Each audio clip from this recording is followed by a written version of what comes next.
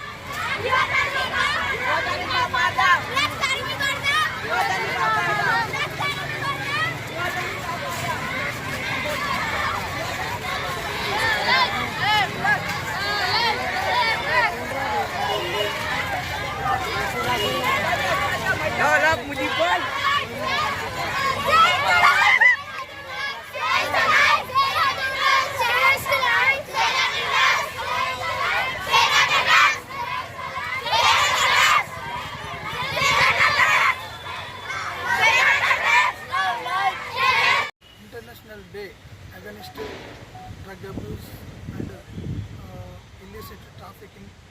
ఇది అంటే ప్రపంచ డ్రగ్ వ్యతిరేక దినోత్సవం సందర్భం పురస్కరించుకొని ఈరోజు మన సదాశివపేట పోలీస్ స్టేషన్ పరిధిలో ఎస్పీ సంగారెడ్డి గారి ఆదేశాల మేరకి అండ్ తెలంగాణ ప్రభుత్వాల ఇప్పుడు చేపడుతున్న చర్యల్లో భాగంగా మేము సదాశివపేట పట్టణంలో ఈరోజు స్కూల్ పిల్లలతోటి ఒకటి అవేర్నెస్ ప్రోగ్రామ్ డ్రగ్స్కి సంబంధించి ప్రజల్ని చైతన్యపరచడానికి గురించి ఒక అవేర్నెస్ ప్రోగ్రామ్ చేసి ఉన్నాము ఈరోజు.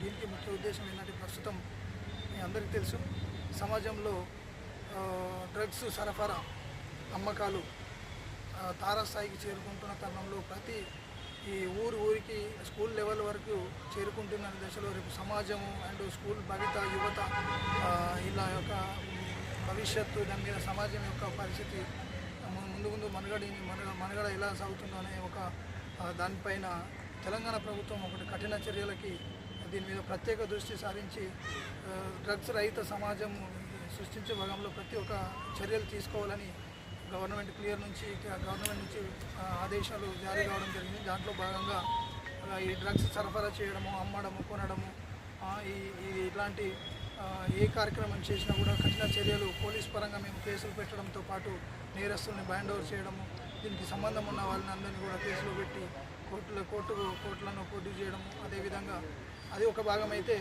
దీంట్లో ఎవరైతే బాధితులుగా కాపాడుతున్నారో వాళ్ళకు అవేర్నెస్ ప్రోగ్రాము అండ్ కౌన్సిలింగ్స్, పిల్లలకు ఒక మెసేజ్ ఇవ్వడము, ఒకవేళ వాళ్ళ పిల్లలు వాడితే వాళ్ళు మన దృష్టికి తీసుకొస్తే వాళ్ళని పిలిచి కౌన్సిలింగ్ చేయడము అని ఈ కార్యక్రమాల్లో భాగంగానే ప్రతిరోజు మేము ఈ చర్యలు చేపడుతున్నాము. ఇది ప్రత్యేకంగా ఈరోజు దానికి సంబంధించిన దినోత్సవం సందర్భంగా ఒక అవేర్నెస్ ప్రోగ్రామ్ కండక్ట్ చేయడం జరిగింది.